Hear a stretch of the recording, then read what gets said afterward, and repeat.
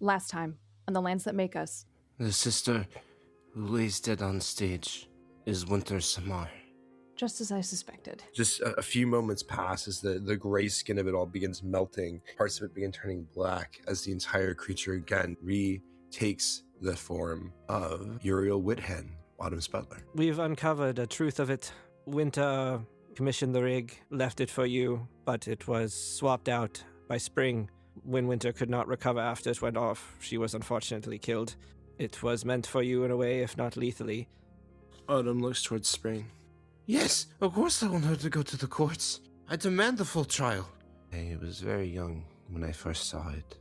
A looming figure in the sky.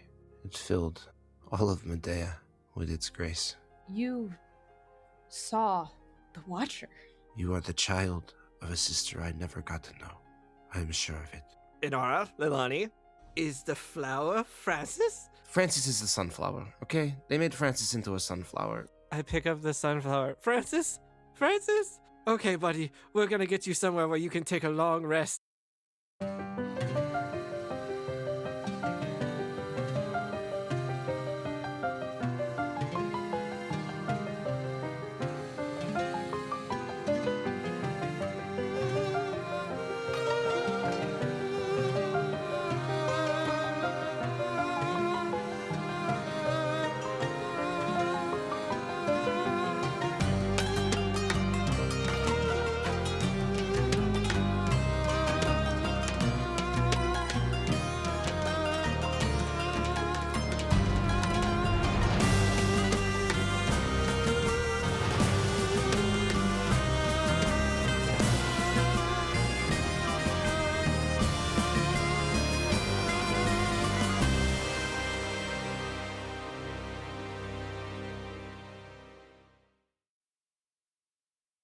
The crowd is still pretty plentiful for 2 in the morning as you all take back to the streets of Netter's Rally. What's everyone's passive perception? Francis slowly regains the ability to walk. He's relearning that. He's trying to talk, but the words don't really come out right. 13. Same here. Mine is lower than that. Okay. As you're all walking through the city, taking the lifts, Leilani is with you as well.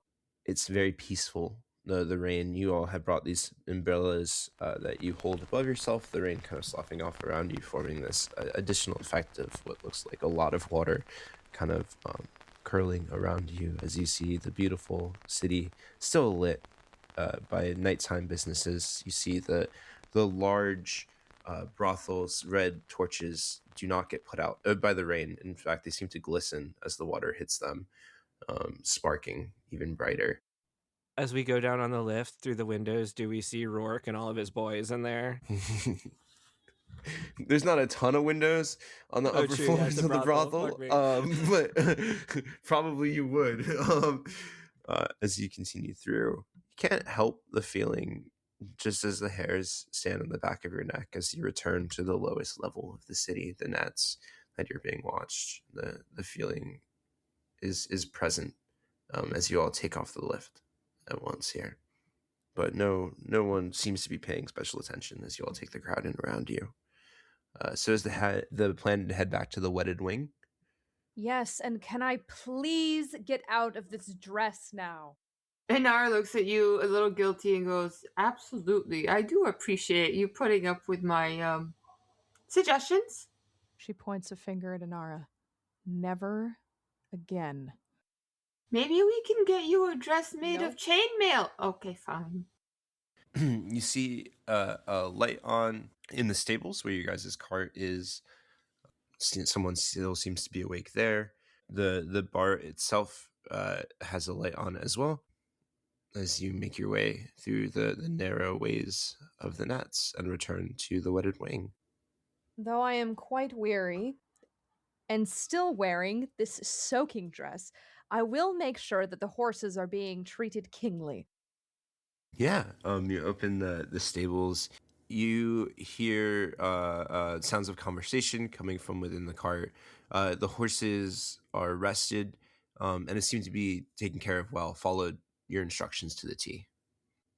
Did we leave Tantrum in the carriage or in one of the rooms? In one of the rooms. Up in the room. Yeah, so I think that was going to be Inara's first priority, is to go check on the dragon. Yeah, absolutely. You head in. Sashi is no longer behind the bar. There is a new person, a pretty pale-looking human man, younger, probably mid-20s, who has just one man in front of him at the bar with his hood pulled up. You would immediately recognize the symbols on his back, which is that of the Lost. This is a cleric of the Lost, who seems to be at the bar across from this new bartender as he welcomes you all in. Welcome to the Wedded Wing. I pick Francis back up, whom I had sat in a chair while I checked on the horses.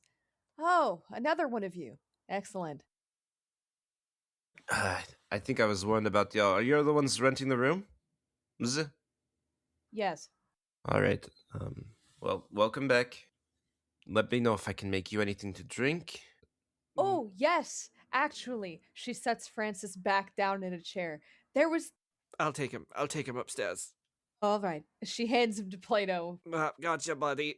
I put both hands under his arms and, much weaker than Sherrilyn, to sort of drag him up the stairs.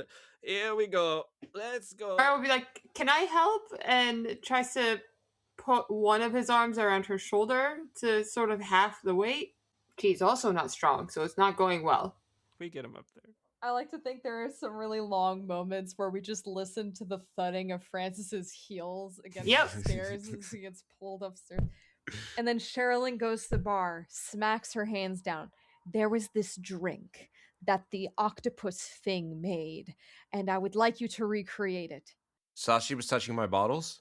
Yes? He's not supposed to touch my bottles. All right. Well, that is no concern of mine. This was the drink. This is how it made me feel. She would describe the elation that she felt from this drink, the clear-mindedness. She would try to describe the bottles as best as she could, though she not remember the order. Do you know what liquors were in it? Did the drink have a name? No. Okay. I'll try my best. Okay. He mixes some liquors together, puts it in front of you. He makes a very traditional old-fashioned. the bitters in it with the orange, as with some whiskey as he puts it in front of you.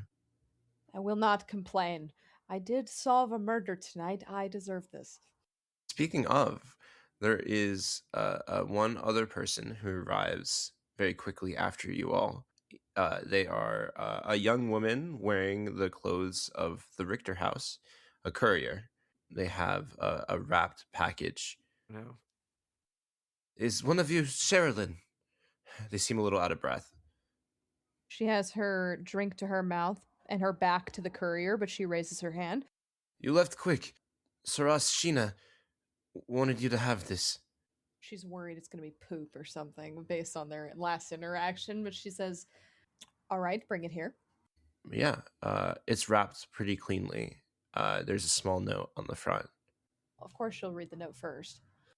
It says, Autumn thinks Winter would have wanted you to have this.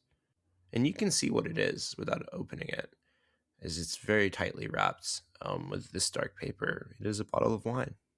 Oh, she admires it in both hands. Ah, so they took note of that. Maybe they shouldn't be telling everyone about my country of origin. You have wrapped in front of you that same Medean vintage red wine that was in Winter's liquor cabinet. I shall keep it for another occasion, a happier occasion. I had one thing I wanted to do before I went to bed. Yeah, absolutely. I wanted to cast a sending spell. I've got 1/3 level spell slot left. Yeah. And I wanted to cast it to Acradio. Ooh, interesting. Yeah. Okay. And I just wanted to say, keep steel in your heart. I have not forgotten you. I work to disrupt the rituals. Stay strong, Acradio. And that'll be it. As he puts Francis down, sort of like heaves him onto the bed. The response comes, Thank you, Plato. But do not worry about me. I have found power here.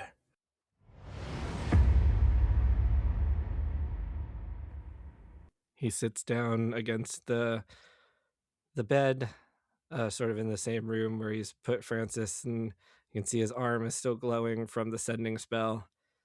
And he just puts his head in his hands and then gets up to go to his room after a while.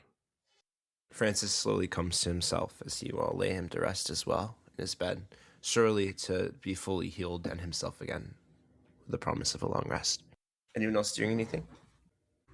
I'm gonna make sure the window's locked though, so that I'm not mauled by another cat. More foxes. No more foxes.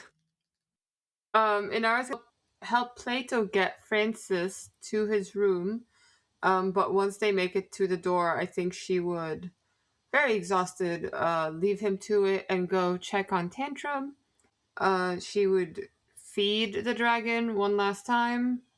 Yeah, he is dead asleep. As you uncover it, you left him sleeping, and this guy sleeps.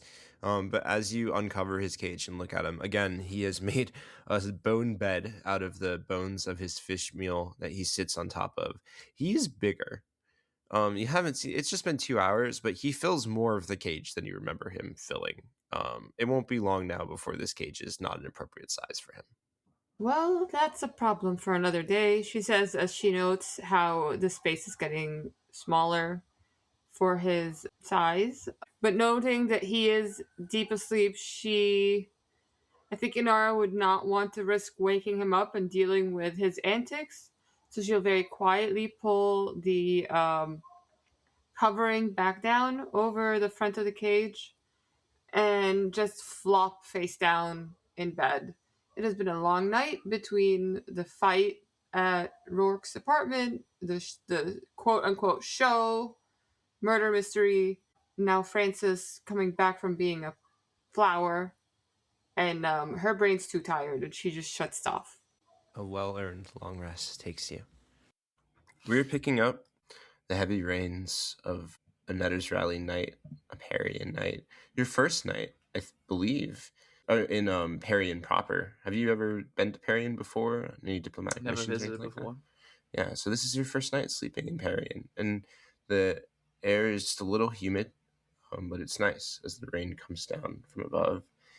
As you find yourself at rest in the beds of the wedded wing, you drift off into your meditative sleep that you find yourself often taken. And it takes but a moment, Francis, for it to happen again as your eyes open and you see a scene before you. Slightly familiar at this point, as you see a great lake, a great body of water as it continues forming in front of you, the coastline to your left, a unhopping coastline. You find yourself in a small fishing boat, an old fishing rod barely keeping itself from toppling over the side of the wooden boat, a large net behind you, a pair of oars modest on either side. The water is stagnant beneath your ship. The air, a beautiful breeze, a soft melody of birds and other wildlife coming from the coastline carried on it. You feel yourself relax in this meditative space as you're brought here again. The light seems brighter this time, almost whiter even, rather than the normal light that comes from the suns. You're in this space. What do you do? He kind of remembers back to when he had this dream before, and last time he had cast a net into the water to see what he might have catch. This time, he's going to take the 2 oars in hand and kind of row parallel to the coast. Water's still, it's not moving anywhere, so he kind of just glides along the water to see if something appears or something is noticeably different either on the shoreline or further out to sea.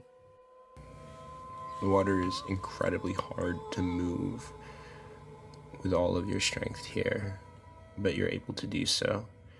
Roll me a strength check as you kind of move along the coastline parallel to the best of your ability through this thick, still water. It's 16 plus 2 for 18. Each ore row is harder than the last, as the water feels heavier and heavier, almost like it's sticking to the oars as they go into the water, like forming around it to make these weights, and then the water like seems to fall off before it touches the surface again, as it seems impossibly heavy. But you're able to keep it up, maintaining your strength and ability, and you see floating from the sky above you, along the coastline parallel, not very far ahead at all now, a peach blossom begin to slowly drift out of the air. Roll me a perception check. 14 plus 7 for 21. The water begins to shift deep beneath you, and as your eyes take in the beauty of the peach blossom blossoming in this white light, it slowly drifts now kind of diagonal. You're seeing the bottom, but now as the wind catches it and it begins to blow forward towards you, it turns itself 75 degrees, and you see the top of it red, stained with blood, as it drifts closer and closer. Yeah, he's going to rest the oars in the fishing boat, and he's going to stand up and sort of balancing himself. He's going to reach out and try and catch the peach blossom in the palm of his hand. The water begins to shift back and forth as something massive moves in the darkness below. As you stop your boat, reach your hand out, the wind perfectly catches the blossom as it moves quickly now, landing in your palm, the top of it blood-soaked, the bottom of it dry to the touch. The waves around you are massive as they pick up, being displaced by whatever force moves beneath. Yeah, kind of with the peach blossom in hand, he's going to look down to see, like, can he see whatever force is down beneath him, or if it is just the waves naturally forming. As you look down, you see the water beneath you. A good 5 feet around the boat is deeper, just bit by bit, than the water around it, as something directly beneath you is swallowing the water as it approaches. A massive maw of shadow. You see it move closer and closer now, displacing the beautiful scene around you. Seeing that, and with the peach blossom in hand, he's gonna very slowly, with the hand that has the peach blossom, dip it into the water. You do so. It takes on some of the water, kind of preserving its form, but dripping wet as you grab it back. You have to reach pretty low as the water continues to sink around you. So it's kind of like the water is disappearing around the boat? Yeah, getting lower and lower. As you look around, the water, good 5 feet around the boat, you can reach out now and touch a wall of water that's being displaced, as you seem to sink beneath the water around you. You hear it now. It's not far beneath you, as it's swallowing water, just coming up, a massive maw. You see a void, blacker than any of the darkness around the water, directly beneath you. Does he have anything with him in the boat, or is it just like the fishing rod and the oars? Fishing rod, a large net, and you have all of your own personal belongings. You see your rosary bead tied around your arm, meeting the censer around your hip. He's going to take the censer and sort of dangle it over the edge of the boat, and then he's going to activate the smoke in it and kind of let the smoke fill the hole around him. As you do so, it catches the light in this beautiful, dreamy way.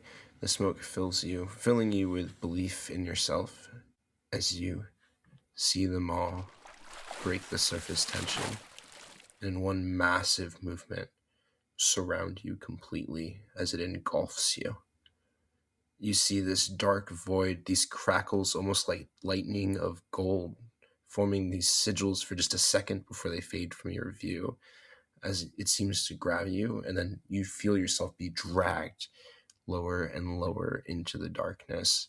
In one hand, a wet peach blossom, in the other, your censer, as everything around you would be dark, but the light coming off of your censer, that smoke, seems to retain whatever light was above. As you hold on to this light, as you feel yourself get dragged lower and lower and lower. Minutes pass. Finally, a lurching. You feel yourself rest. The darkness is present all around you, except for where you direct your light. It's still now. You see in the distance those same crackles of gold runic lightning that fade far in the distance, breaking apart the darkness of this void. Kind of, can he see, like, anything else around, like, his present area, or is it kind of just the smoke and then pitch black? You look around, the ground itself seems to be made of some sort of dark, sleek black stone, maybe obsidian, black marble. It seems pretty flat. As you look around, roll me an investigation check. As a 5. You kind of stumble through the darkness a bit. You can see your own feet glide across the smooth, metallic surface of this place. After a couple of minutes of silence around you, a true silence, no noise except for your own, you run directly into something, the back of it black, as you kind of hit it. It's like a small wall of metal and what appears to be wood. There's this kind of intricate design carvings in it as you look over it with light. Hunhopian runes, even, as you look over it. You kind of inspect what this object is as you kind of hit your face on it. Do you walk around it? Yeah, he would first, like, assume, like, I can still cast stuff in here, like, as if it was in the real world. So, like, he's gonna touch the sensor and cast light on it, and kind of like use it as like a makeshift lantern to hold up to the structure and kind of see, like, how big is it and like what it actually is. Your light is very much diminished from your usual strength. It is actually only casting 5 feet of dim light as it echoes from the sensor. But you very quickly make out the object in front of you, which is a throne. It is the back of a large throne. Still human-sized, but it is intricate in its design. You've definitely seen a throne like this, probably many of them throughout Honhop, as the different leaders in each region that have individual leaders would have something like this. It's very well made. A lot of it is made of sacred wood that previously wouldn't be used except for holy purposes or for royal purposes. But it is very much a Honhopian throne as you take it in, walking around it, this 5 feet of dim light. Yeah, he would definitely, like, be tracing his finger and like his free hand along it as he investigates it, and kind of like seeing if there's like any specific sigil that he recognizes or any intricate design that makes it unique. Yeah, as you walk around it and shine your light on it, the back of the front of the throne, the entire place where the back would rest, is covered with an expertly carved sigil, the largest and most obvious one, that of the Min family. Yeah, I think seeing his own family sigil on it and knowing the implications of the throne, he would do his investigation of it and then simply kind of like walk away from it and see like what else is in this area, turning his back to the throne. You turn your back to the throne, walk a few steps away. You hear a voice. Who are you? Coming from his feet behind you. He wouldn't turn back to face the voice. He would simply reply, merely a servant of the lost. Truly lost indeed. How did you get here? While I do not know the direct methods of my arrival in this place, I am here now. Take off your false clothes, Fox. At that mention of the fox, he would slowly turn around to see who is addressing him. Yeah, you see a large masculine figure that fully fills the throne behind you. The entire body made of dark, dense shadow. Shadow very much like the unmasked figures you saw at the peace meet. I am not the same fox that you might be thinking of. The shadow kind of tilts its large head at that, puts it in one of its large shadow hands. Only the Night Stalker can move between this realm and the other. If you are not them, then you are here at their will. Who are you? You feel yourself dragged closer, directly in front of the throne now. 3 feet, 4 feet away from this large, imposing shadow that seems to tower over you. It doesn't impart or impact your light in the slightest. The 5 feet of dim light that you're able to create still moves forward, kind of revealing more detail on the shadow. You see what looks to be small details, but around the arms and legs, torso, and lower section of this being are what looks to be golden lines of thread or stitching that seems to be keeping those individual parts of the shadow together. If you are truly insistent, my name is Francis Thorn, Cleric of the Lost. He extends a hand. He takes a moment to look at the hand, and then he would extend out the hand that has the peach blossom in it. He kind of takes his hand back. You were supposed to kiss it. Do you not recognize your emperor? He takes a moment, looks at the hand, looks at the shadowy figure, and then he's like, the authority you wield is not one that I recognize, nor of the land that I hail from. Our time forgets even its most important subjects. It won't be long now before all know my name.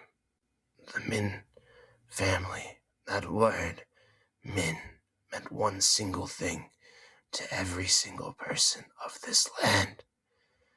Power. And it will again. You will do well not to besmirch my family's name, whoever you may be. The shadow, you're pulled inches now as the shadow's face moves directly towards you, featureless, except for the makings of a nose, a mouth, and ear just out of the shadow itself. No detail to it, no color whatsoever, as the eyes seem to take you in. I am Emperor Zen Min. You claim to be my progeny. I do come from the family you claim to be. A deep breath. This is what we've become. Clerics of a god whose meaning is to lack purpose. We've ruled this entire continent. What have you made of us? The path I chose is the path not of my family. My family. They continue to rule the lands of Han Hop on their own, not of the continent you claim ownership of. What is Han Hop? It is the country from which I hail. How much of it is Abermin? Have you heard that term used for the continent? I don't think so. I'm trying to remember if Doothwaite says it in his little speech. Oh, he almost definitely does, right? He probably did, yeah. The last vestige of Abermin died in Boromina, or in Perian. Yeah. Yeah, you would have heard Doothwaite say it.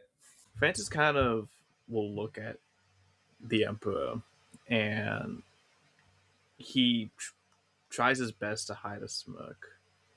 And he'll be like, the country of Han Hop is but a mere corner of the continent of Boromina.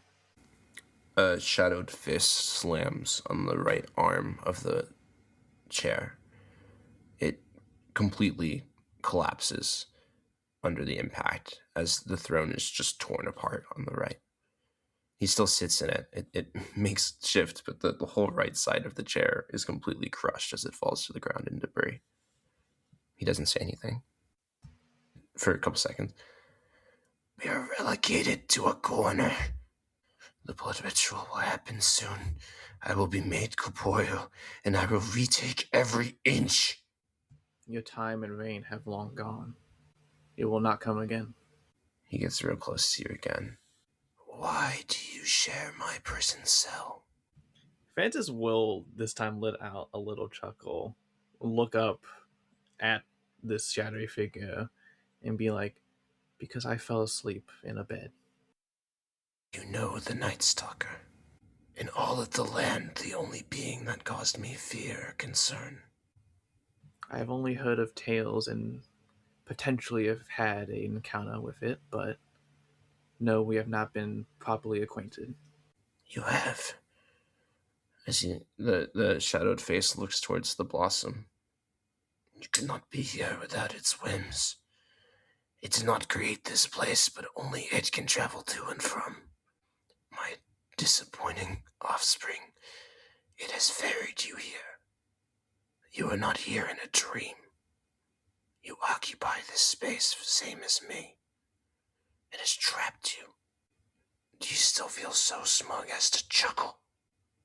Francis will look around at the place and, not fully taking in the heeds of the Emperor, he'll look back and be like, well, no one is ever in one place for long. Unless it's you, apparently, so... With that, he lets out a very loud chuckle. I feel like I have been here millennia. Well, if that's the case, then while I try and figure out a way out, I'm sure you wouldn't mind a little company. He doesn't say anything, but he does stand from the throne, kind of plaintively, tentatively, interested to see what you do next. Yeah, with that, Francis is going to kind of just look around and kind of see that there's no real distinct nature to this area. Just sleek obsidian floor that seems to continue in every direction, void as far as you can see except for the 5 feet of dim light that you project. Except for, of course, these crackles of golden runes and lightning that echo throughout the sky, as well as on the ground in the distance. Francis would look back at the Emperor and kind of pointedly ask, like, how many times have you simply wandered? My friend and I have explored every inch of this crevice, but he's gone now. He found a way out. Your friend who is planning on bringing you back.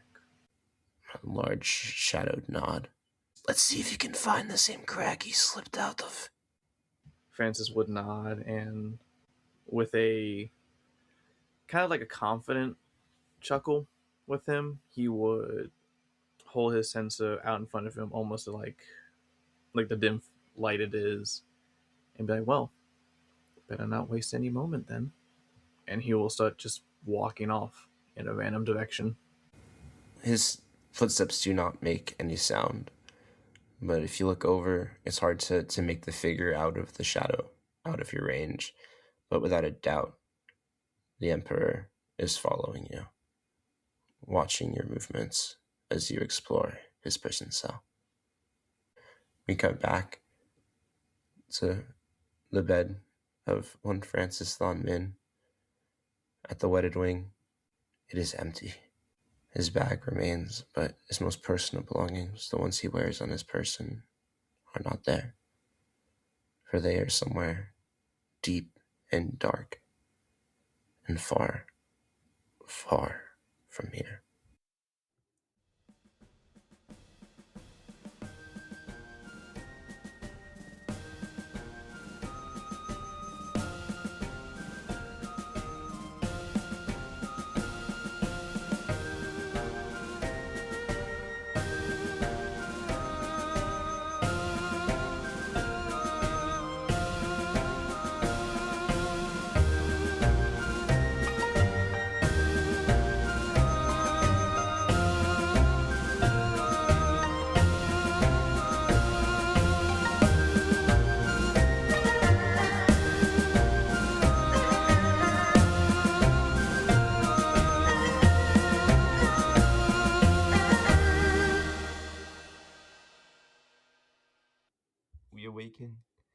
in the morning. Plato, this is the best sleep you've had in weeks, as the sound of rain lightens in the morning, but it at no point during the night went away, and the storm was continuous and heavy. Parts of Nutter's Rally is designed to offload the water, but there's still a little bit of water visible through the window on the docks. You can hear a hustle and bustle coming from downstairs, as it seems the place is pretty occupied right now. As each of you wake up in your individual rooms, you all did buy 4 rooms here, so you all did have your own room. You may all reset your character sheet, long rest, and you wake up a little bit later than you normally would. But you all awake to the sound of light rain and sun creeping through the clouds above, the sounds of seabirds. I did lock my window when I was sleeping. Yes, Did everyone else lock their window? Yes, I believe I did so. And when I wake up in the morning, I open it. I open the 2 windows and I push them out to seize the fog. Hold my hand out to get some of the rain into it. I will not be opening my window. Sherrilyn is very afraid of another cat or cat-like creature or any creature small enough that can jump through the window and attack her. Who knows? Maybe that child that was down on the dock selling knives might turn into a squirrel.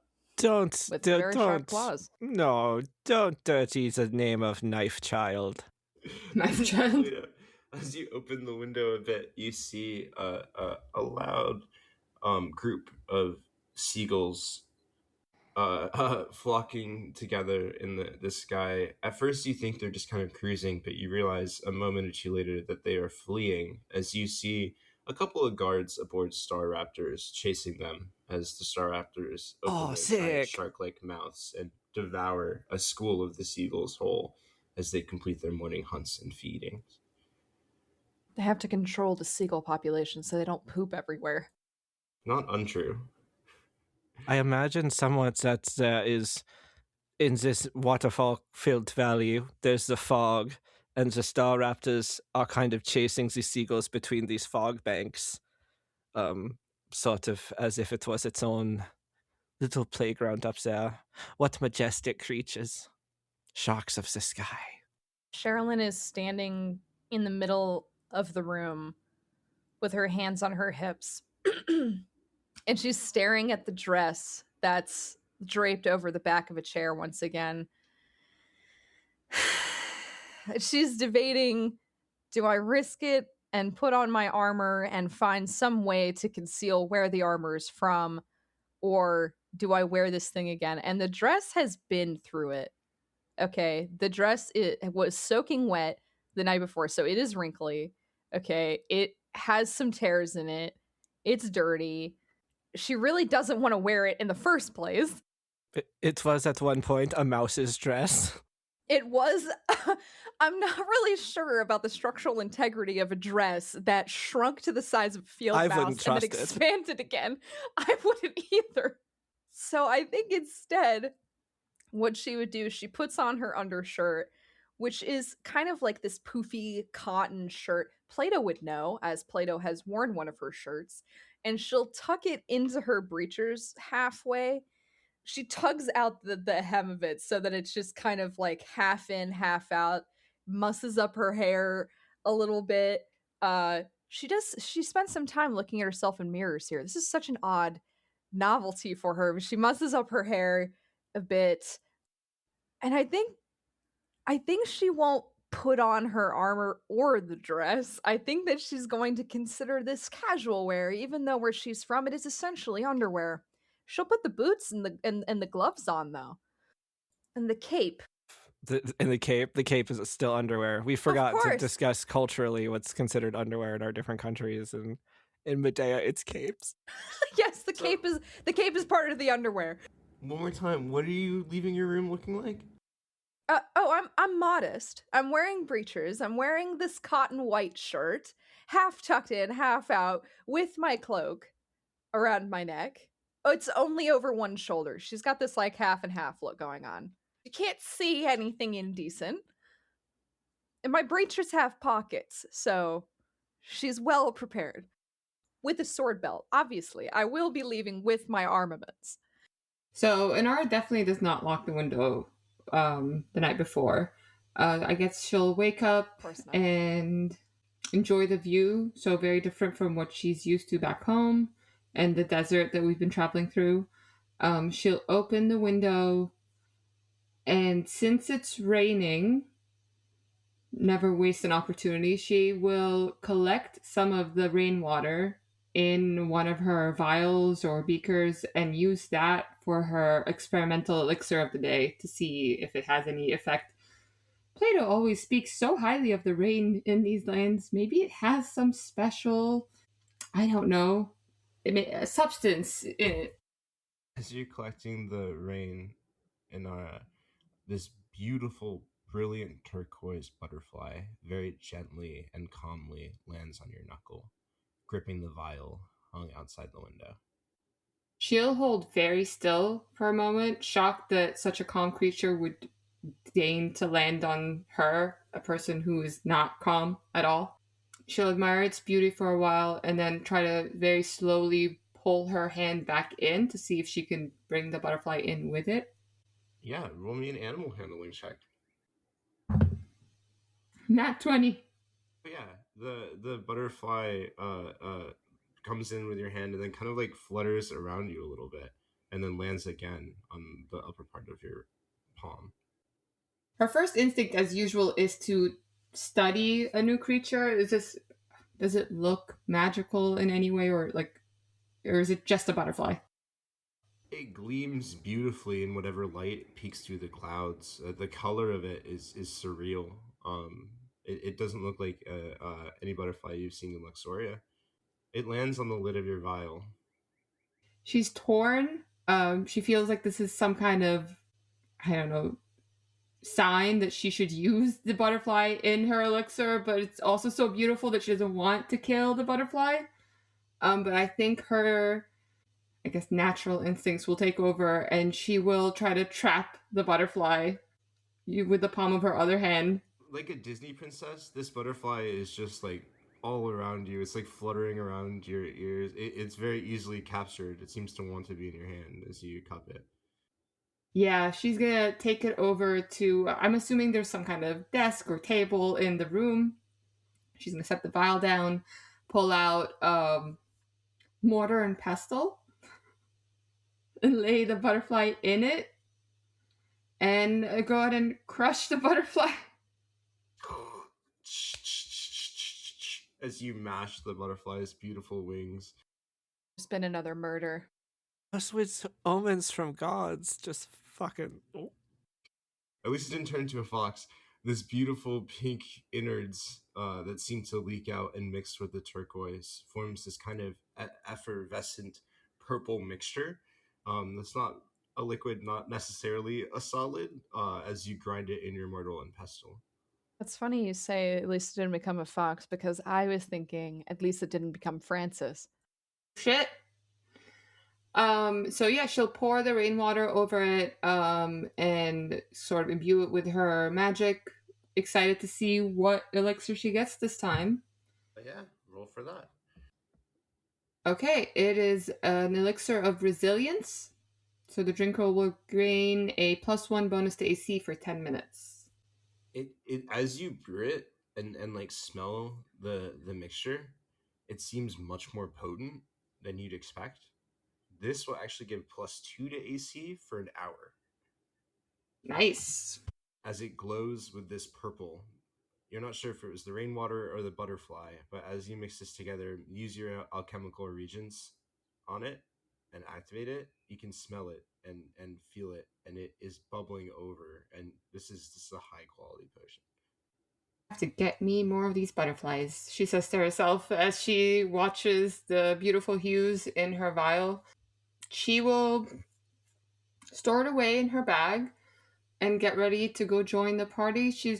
I would say she's definitely going to put on her mom's robes, the dress that she's been wearing, which she every night very, very carefully lays out, makes sure it's clean, wipes down if necessary. So it's actually in pretty good shape considering that she's been wearing it for most of this trip. Breath of the Wild ass cat. You will make your way downstairs. This place is popping. There is a ton of folks here, all of them sailors. The morning rush here as folks go to fish and aboard their ships have led to a lot of folks feasting here. You see Sashi floating between the kitchen and the dining room. You hear someone hard at work in the back of the kitchen. Young Benny running back and forth carrying plates of different seafood dishes as you hear different sailors ordering more. As you take in the room and the busy scene before you, you do see in the back corner a large table immediately visible facing the stairway. You see Leilani at the table as well as Mikkel Ord. They seem to be eating. The table itself is covered head to toe in food and drink, set for 7 to 8 people. Not You see a large robed figure whose back is towards the staircase as you all emerge and enter the space. You do not see any sign of Francis. He is not visible to the room here. I would like to locate a hat, as I am amongst a crowd of sailors. Something with a large brim and tall feathers. Roll me a very easy investigation check as you see a wall full of hat racks that are just covered in sailor hats and jackets. Yes, dirty 20. Yeah, you have your a trove to pick from. As on your way down the stairs, you see there's a hat closet that's right off the stairway case that is not within view of anybody. You could take any hat you wanted here. Excellent. Yes. I think I will take one that's sort of like a dusty black with some blue feathers, so that I'm matching the rest of my outfit. Love it. And I'll loosen my sword belt and make myself look a bit more mussed than I was already, so that I look like I fit in with this crowd. Hurry up, Sashi. You're moving slow. I can only levitate so fast, boss. Bosashi. Yeah. Plato takes one step down onto the landing, sees the room filled with sailors, looks down at his captain's coat and goes, ass. And then kind of like tries to make himself small and uses his skulking to get to the table where Ord and Leilani are. He likes big breakfasts, and he's got to go see Aoife today. I would say Inara comes skipping down the stairs. She scans the room looking for her group, but is momentarily distracted by all the sailors. Anyone that's looking at her, there's like this gleam in her eyes. Like she looks predatory a little bit. As she studies all of their, I would assume sailors would be more fit than your average person. Are they all in little vests and hats, Rob? Mm-hmm. A lot of vests, that's for sure. A lot of ripped muscles. The weather does not call for layers here. Bare-chested. A lot of Aarakocra, a lot of Triton. Every now and then you see a human. Yeah, she studies the assortment of sailors beneath her, whispers to herself, oh, I could have so much fun here. And then sees her sister and the Ord boy seated at a table and goes to join them. Should we get food for you to bring back up to the dragon? He was sleeping in your room, yes. She's probably going to come and ask you, actually, what we can... Is there a possibility of letting him fly within the city? Oh, I am not sure. I think perhaps we should maybe ask Aoife about this as well.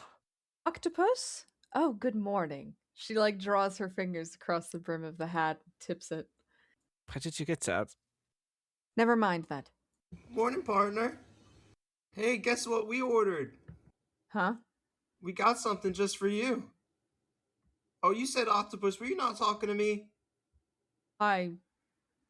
Maybe. I was walking through here. I heard octopus. I thought you forgot my name. It's Sashi, by the way. Sashi, yes. The one who failed to replicate that wonderful drink. That's a strong word. Succeeded in making something else, I would say. Sashi, it occurred to me. We're looking for a friend of ours who doesn't appear to be here, who's typically an early riser. Sir Thon, have you seen him? That's odd. There's another cleric of the lost here, though, wearing his robes. His specifically, I doubt that. Where is this cleric? Me too. He's a big guy. I don't think they'd fit in those thin guy's robes. He is lanky, yes. He'd stretch them all out. He stretches all of his tentacles to mimic the idea of a shirt being stretched out. Where is the cleric, Sashi? He points all of his tentacles to the table that you watch Plato and Inara both take a seat at. You both see now as you sit at the end of the table, facing the doorway to the entrance, his back to the staircase. Very, very, very large, very tall Fearbog man. His tufts of bright orange fur coming through his closed robes around him. He is wearing the symbol of the lost boldly and broadly in a couple different places. His rosary wrapped around his right arm as he eats ferociously and silently as the table is just filled to the brim with different food. You see an assortment of breads, fishes, lox. It is a feast. That is certainly not Francis, but it couldn't hurt to check in with him anyway. Sherrilyn will mosey over there. Morning, sister. Did you sleep well? Oh, hello. Of course I did. How about you? Yes, I did. I thought the whole show and investigation was thrilling. I think maybe there's a future for myself as a detective. I'm just joking. I didn't really do much, but it was a delight to watch you all work like that. You make quite a team, all of you. Glad you recovered from your experience last night with the faithful. And she smirks a little bit. It was fun. I scrubbed so hard to get the makeup off, but there's still this purple shade on my chin that I can't get. I hope it's not permanent. I really do, Inara. Oh, I'm sure it'll come out eventually. And she settles down, starts making herself a plate. She will look over to the other side of the table at the cleric and then whisper to her sister and go, "Do we know who that is?" Oh, yes, this is Friar. He's very friendly. He invited us for breakfast. Why? Order too much, he says, kind of in between big steaky bites. Yes, how kind of you. Plato's taken like some smoked salmon, making himself like a little bagel thing. Bougie bagel. Yes. Look, it's nice to be back in civilization. I want to eat some of the actual good food that is not just fruit from cactuses. These do not look like Francis's robes. Excuse me, sir. Have you seen our companion dressed similarly to you, but much smaller? Nope. Maybe he's sleeping in? You see him lift a mug of something like looks creamy almost, and he kind of downs it in one big gulp. Ugh. That is quite odd for Sirthon. I think I will go check on him, see if he is still sleeping. Wouldn't want him to miss breakfast. Yeah, sounds good. Do you want to bring one of these breakfast birds to Tantrum? And also, I'll order you some coffees. Delicious. He's a breakfast bitch. I will take the food upstairs. Perhaps the polymorph that the Fae did on Sirthon has affected him more deeply than we thought. Or maybe it was my fist through his pot. Yes, I was worried about that, so I'm going to let you check. Yes? Yeah. I hand like a plate piled with like some bacon and maybe like a couple roasted little fishes to share. I guess Sherrilyn's going to bring the food to Tantrum and check on Plato. She shoves one of the fish in her mouth and holds it between her teeth as she turns around and heads for the stairs. She'll climb up carefully, precariously. I'm gonna roll something real quick. Oh, okay. There's a lot of food in her arms right now, and she's being very careful not to bump into any of the sailors and also not drop the food on her set. Okay. Hey, I think she has my hat. I'm gonna keep walking. Hey.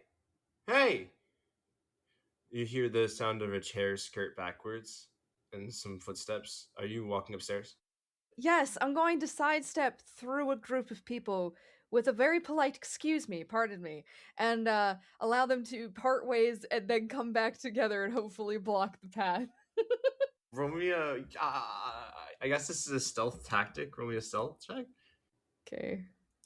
We have a +0 to this, so... Natural 20. Smooth as Assassin's Creed original edition. You blend into the crowd here, fold away, do like a quick like blur maneuver, make him think you're headed towards the kitchen, and you head right up towards the stairs as you see this like gruff sailor looking man with an air of importance about him. It looks like he chose an important man's hat, who is headed towards the kitchen as you very delicately and quietly make your way up the staircase. Sir Thon, have you yet awoken? Sir Thon? After hearing nothing, she would put her hand on the knob. She's balancing the plates that Plato had handed her on the one arm, on the crook of her elbow, as she leans in and very quietly and carefully turns the knob for the door and tries to open it. It is locked. She quickly becomes frustrated and begins actually like jostling the knob. The whole door is rocking inside of its frame. No response comes. The door budges underneath it, but it's gonna require either a deft touch to pick or a strong foot to kick open.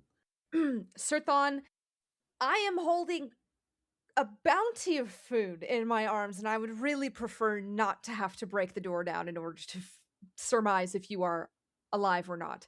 Hopefully you locked your window last night. Shoot. Maybe I should have locked your window last night. Well, all right. She turns around and puts the food down in the corner. All right. Cracks her knuckles and her neck, and then she shoves her shoulder into the door. No door in Netter's Rally is safe. Yeah, roll me a strength check. 19. I'm rolling high today. Easily.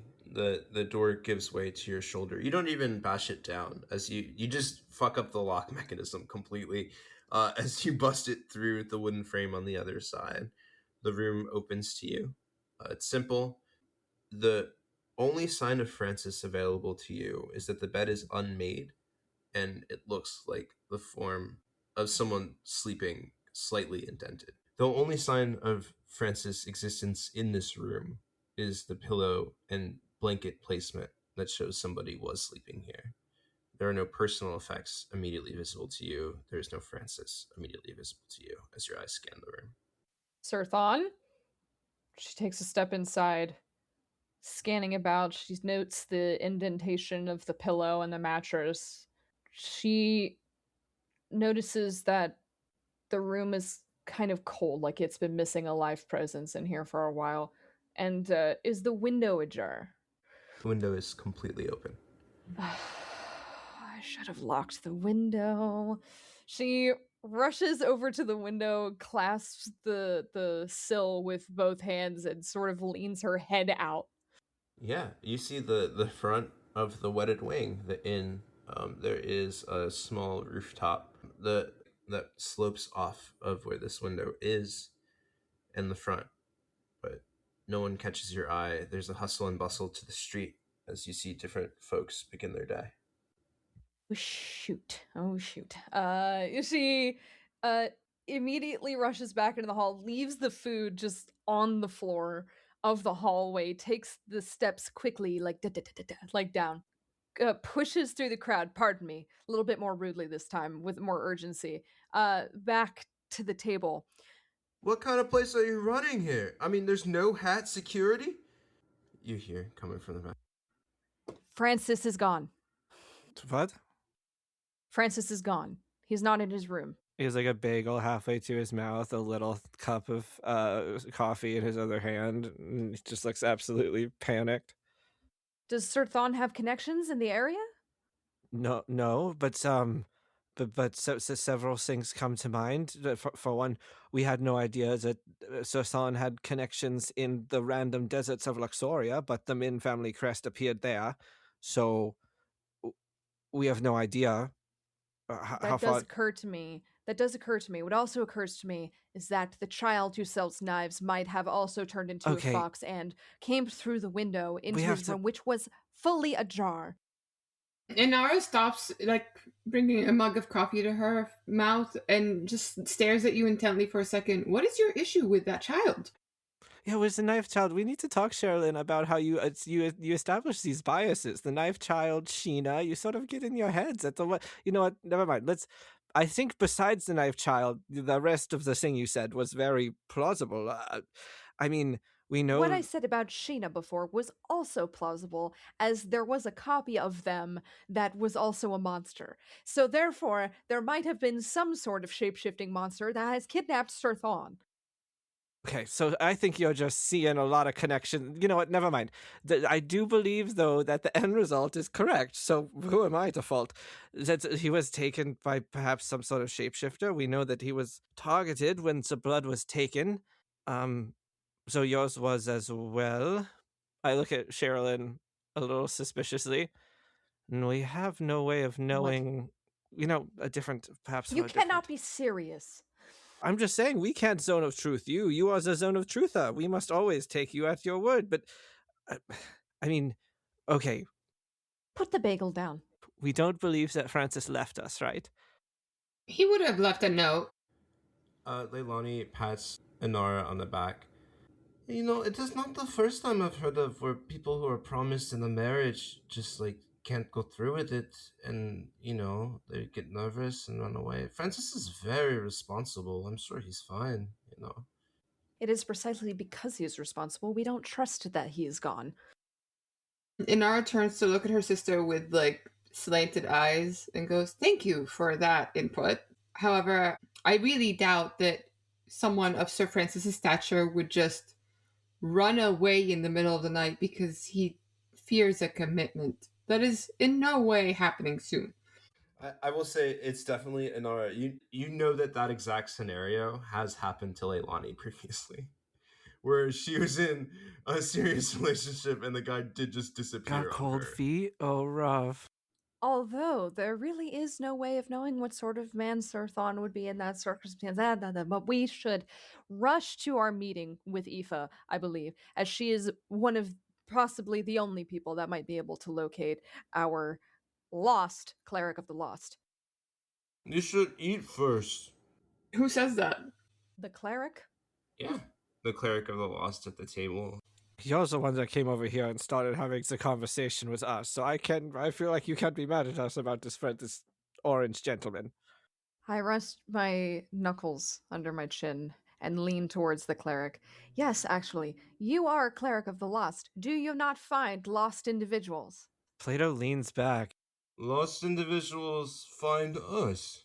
And if your friend is a cleric of the lost, he's not lost. He's exactly where he needs to be. Push Plato's drink out of his arm's reach as I lean in. Plato wiggles out of the booth. Yeah. Is that so? So everything that happens that's unfortunate to an individual is divine providence? In this case, yes. What a horrible god. We need to rush to our meeting with Aoife. All right, let me just grab a bagel real quick. I'll just put it together and we can get on the way. You've already had at least 2. 3 bagels a day, keep the storms away. Oh, let him be. So scrawny. Let's away. It's a high metabolism, the arm, But yes, let's go. I, the cleric of the lost, I don't want to have more of a conversation in front of this person. Did you say his name was Friar? He's an orange farewell cleric. Got brown orange fur. Did you feed Tantrum?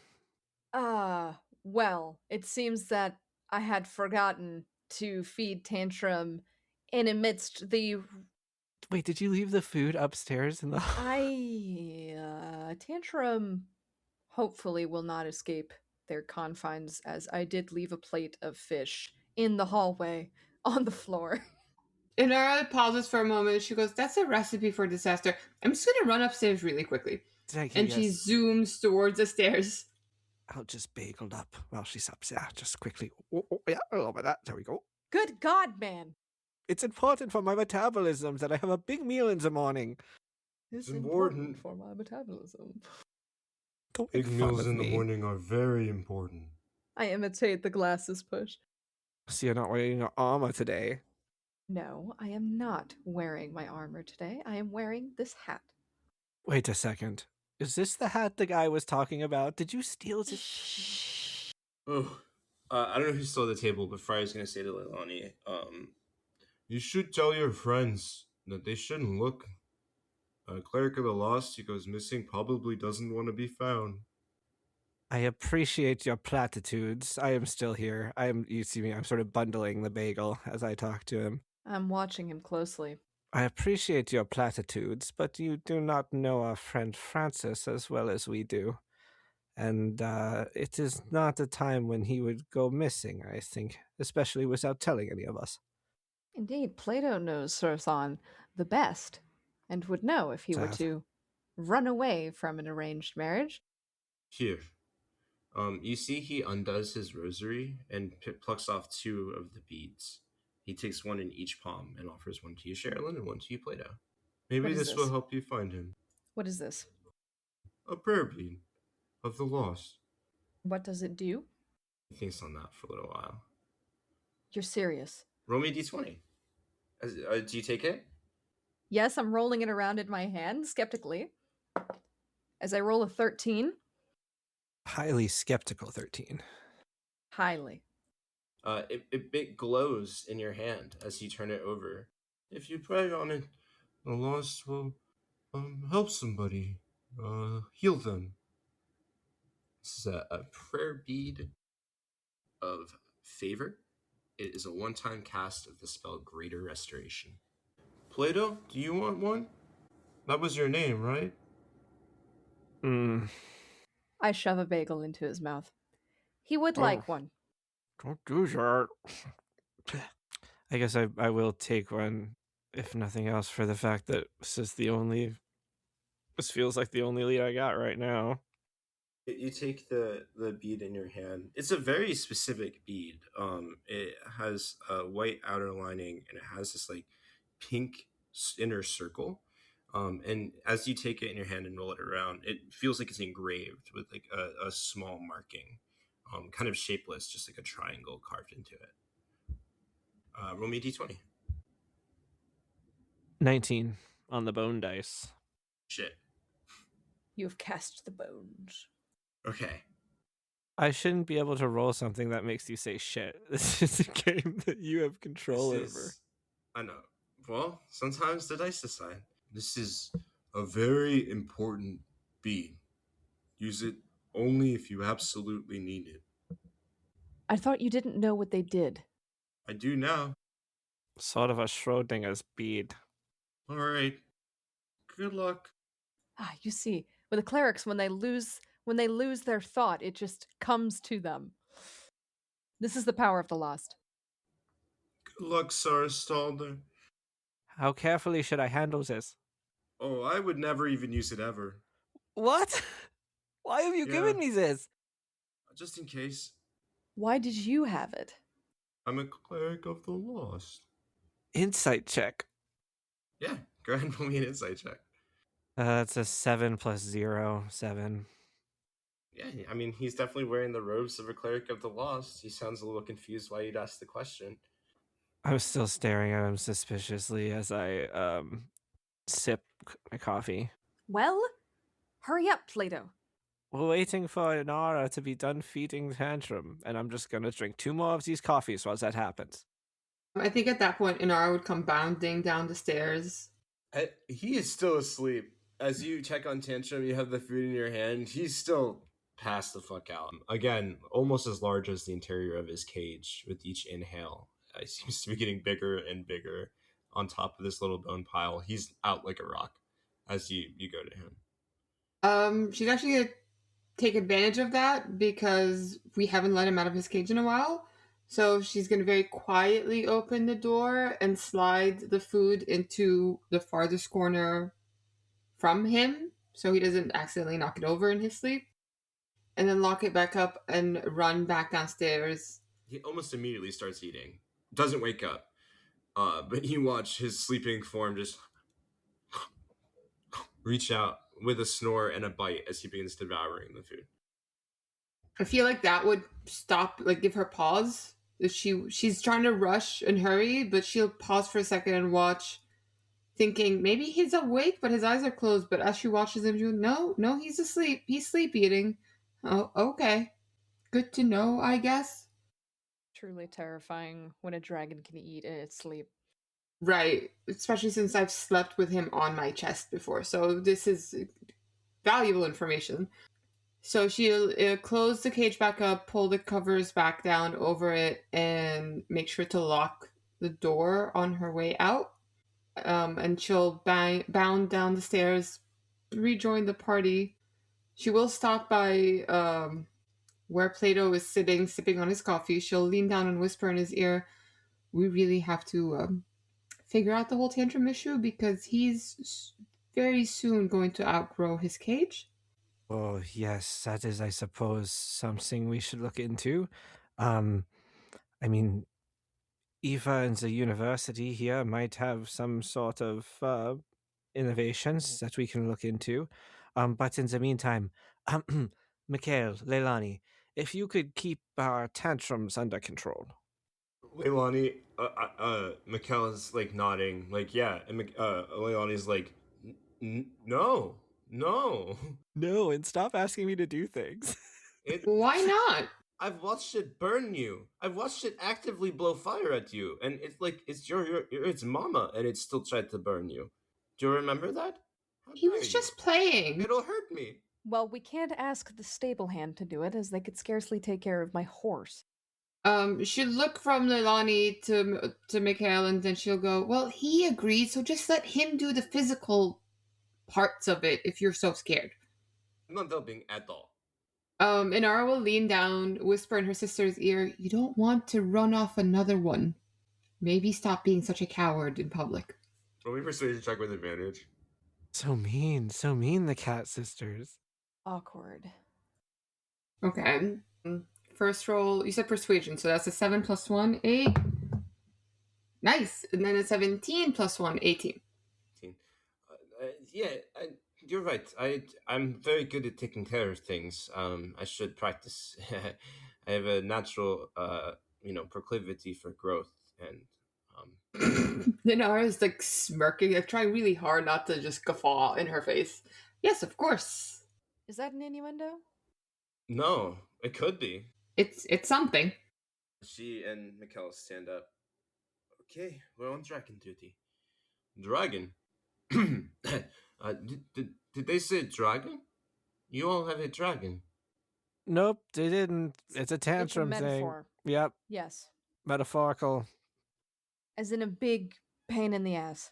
Friar takes his big furry hands and his big furry face and his big furry paws as he looks you all over. I want to be away from this person. Then let us go. Hurry with your coffee. Good. You know what? I'm getting on my horse then, and I will go on my own. No, wait. Oh, last one. Okay, come on. That can't lead to anything good. Goodbye, Sir Astalder. Goodbye, Mr. Ardavian. Did you tell... Wait, did he just say our names? Did you tell our names? I did not. I did not say your last name. I very specifically did not say your last name or my last name. Excuse me? Goodbye, Mrs. Skander. It was great having breakfast. Inara stops in her tracks, turns to look at him, but then looks at her sister leaving the table and was like, "Well, I mean, he knows we're sisters, and he was talking to her before I came down, so maybe?" Oh, Leilani. Takes a big paw of oatmeal and kind of mushily shoves it in his mouth and is eating out of his own paw. Children. I'm leaving now. We're coming. On our way. Be quick about it. Out into the misty, dewy streets of Netter's Rally, full of coffee and bagels. You are full of coffee and bagels. Well, other people could be if they knew how to live. As fun as it is to listen to you two go on and on about breakfast, of all things, Inara will turn to Plato and goes, "How easy would it be to procure a cloak or jacket?" She looks up at the sky. She goes, "It's very wet where you're from." Probably not difficult. There are several storefronts on the secondary quarter. Did we have a name for the middle? Anyone have any ideas? And it's got to be kind of wet. We have Bizarre. the fens, The key, the nets. like, but how it's spelled K. The key. That's fun and confusing. What? We can just call it the midlifts. The midlifts. I like the midlifts. Because it was initially just the middle point for the lift stations, and then the businesses built up around there because when there were delays in the lifts between, you'd get people that were just hanging out, and then people started selling to people there, right? And then like actual storefronts started being established once it was a real city, and that became like the business quarter, I think, is probably Nice. how I'm going to say That's it. a nice background. The midlifts. There are several businesses in the midlifts, ateliers and tailors. I'm sure you could find something with a nice oil skin or water repellent. Will we be passing these midlifts on our way to Aoife's house? Are we going to her house? She turns and looks at you. Yes, her mage tower, such as it is up in Harrow's spans, upper neighborhood. But if the lifts are running as slowly as they were yesterday, my belief is we will have at least enough time to stop and perhaps accrue a few accessories. 2 French accessories. Shopping, yay! We don't have much time. We should be spending that time not shopping. We should be spending that time trying to locate Sir Thon. I will say I'm very surprised by your concern. What do you mean? You just haven't seemed to care. Well, Sir Thon knows things about all of us that we don't want other people to know. Yes? What? Is that not a sufficient explanation for my concern? Why do you think that someone is going to torture Sir Thon for information about us? It's just a grim view of the world. Because that is the truth of things, and you should know. Plato? Look, I will say something I did not want to say in front of that individual who was breakfasting with us. Who knew our names? Yes, well, my suspicion, Inara, is that Sir Stalder here believes that her hated fox is involved more directly, being that Sir Francis was marked by the blood and the blossom. It's extremely likely that that is, what happened to him. But the why is what interests me. For instance, if we were getting close to the machinations of our enemy, if we were getting close to a blood seal here, then a method of distraction would be kidnapping one of our number. I think that is a likely explanation. We're headed for the lifts, by the way, and I think to get to Aoife, and I think we're going to, if there is a little store on the mid-lifts that we can stop and get Inara a kicky new jacket, then I think we're going to try and do that. But I think this is happening in a corner of the lifts. Yeah. I think you definitely have made your way to one of the morning lifts. A lot of traffic going downwards as folks in the different living situations that are rarer in the mid lifts, but folks who have residence/business homes who do business in the dockways are more headed down. Not a lot of folks are going up right now, as you find yourself pretty alone on the lifts at present. It is moving slow. It does not seem that the water issue has been resolved, as the pressure is not enough to move the lift at its usual force, as you guys slowly get to see the whole beautiful horizon of the city as you traverse upwards, arriving in the mid-lifts after some time. Sure, yes, it would be an excellent distraction, but it's a distraction we cannot ignore. So what do you suggest? We not be distracted by the potential kidnapping of one of our own? Francis. We not be distracted by the potential kidnapping of Sir Thon, and we allow him to be disappeared? I would rather not allow him to be disappeared, of course, but perhaps, unfortunately, moving forward is what would be a little more prudent. My suspicion is that whoever would be trying to distract us would have him, and in resolving the situation with the blood seal, we might come across more information about where he is anyway. And, not to be spooky about it, but all this business with the Min family, do we know about them? Do we know what we're getting ourselves into? A bloodline that has spanned a continent, maybe there's things that we don't even know are going on with regards to the power that exists there. I mean, it's not like, despite Francis's friendships with all of us, it wasn't exactly like he was forthcoming with his family situation. You're beginning to sound like him. He seemed always to dread discussion of it. I cannot allow for potential harm to come to a companion. If that is your decision, then you may do your shopping and drink your coffee, but I will look for him. We are on our way to Aoife. I am just saying that this might be more than it appears. Forces move against us that we barely recognize. As that has been so often the case. Perhaps for you, I like to know the face of what I am up against. I do not know it here. I fear that it wears the guise of friendship. Anyway, Inara, I think that jacket would look particularly good on you. The colors match your sort of pate excellently. She's currently like browsing, like she's looking through the racks. She's holding different coats up against her dress to make sure the colors don't clash. Completely unbothered by the conversation between the two of you. She's not letting it get to her. I think she'd pick out like a long coat with a wide hood that she can button over her chest. It's a deep blue that matches the. That's whale skin, it is. Good taste. Thank you. Don't worry, all the whales around here are evil. So it's an evil coat? She says it looks at you. It's made by my mom. It's handcrafted. It's good work there. Using good whale material. That'll be 15 gold pieces.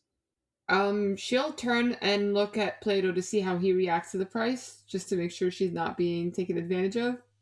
Plato puts his hands behind his back and sort of rocks forward onto the balls of his feet and sort of goes, you don't seem particularly sure about that price. So this is fine craftsmanship. Do you think we could take it off your hands for 13 gold pieces? Yeah, I think I could probably do 13 gold pieces. Well, that was easy. He holds his hand out. Money now, please. It's part of the ritual sort of thing. You know, you haggle.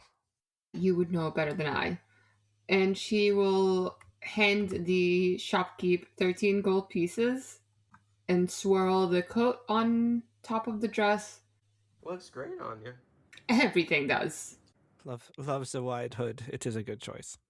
Okay. She heads back to Sherrilyn on the lift and goes, we can go now and save the world. Yes, excellent. As you go to check for Sherrilyn, she's already left. I mean, I think you have to wait for the lift. That depends on how long the lift takes.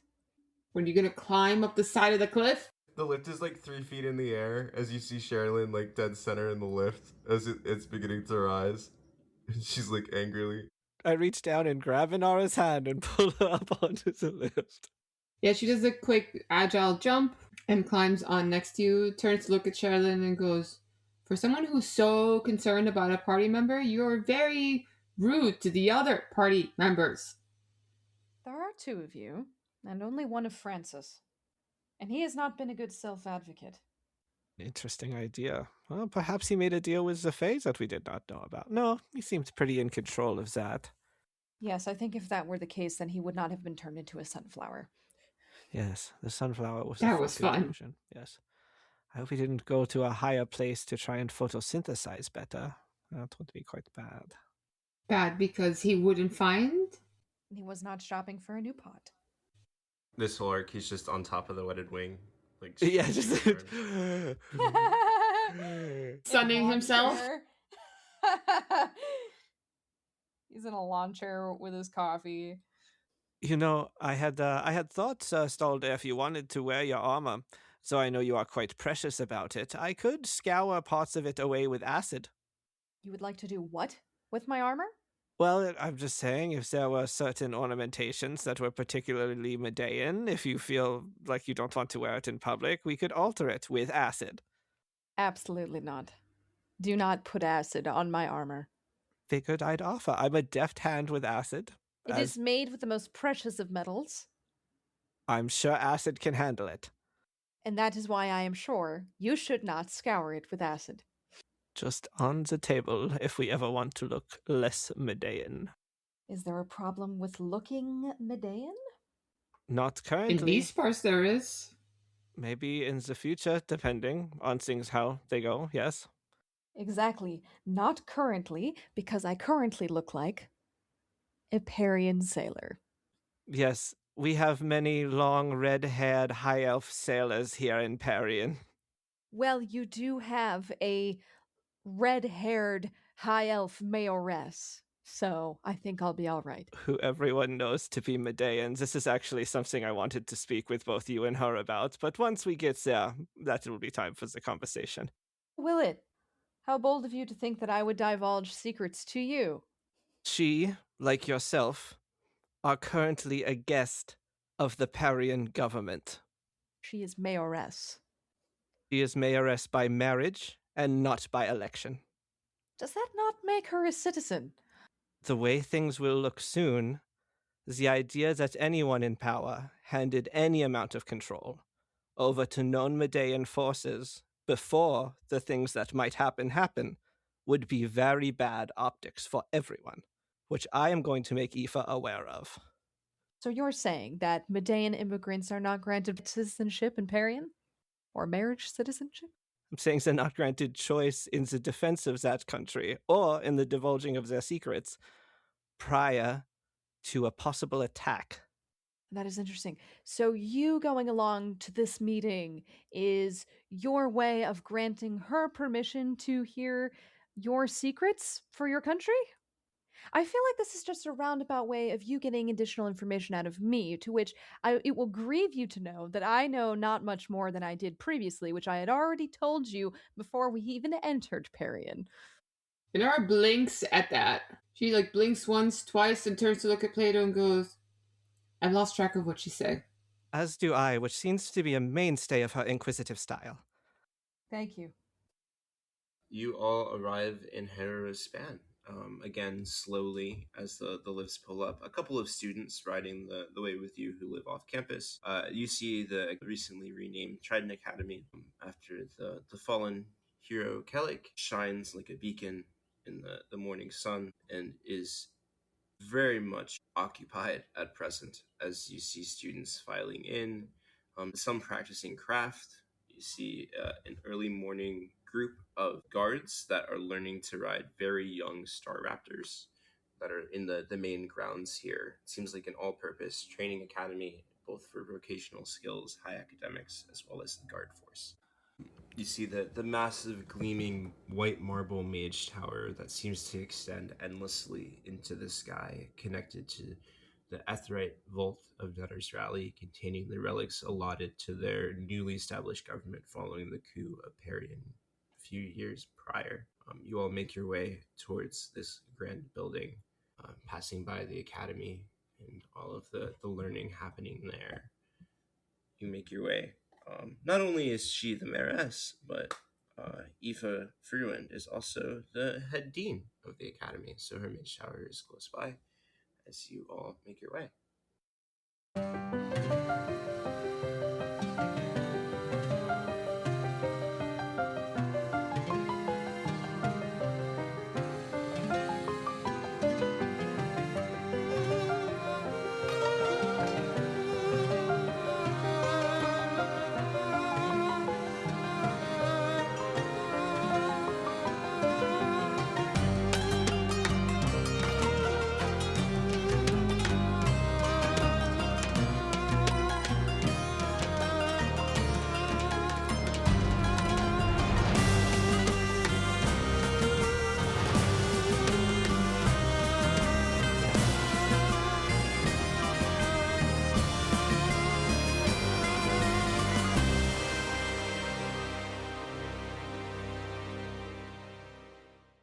Hi, this is Nada. Thanks for listening to The Lands That Make Us. A special shout out to Dustin Goddard for our show music and to Julia Folkart for the art. Please don't forget to check out the link to her Instagram in our show notes. Thank you again for joining us. Don't forget to tune back in 2 weeks for the next episode, and please don't forget to share.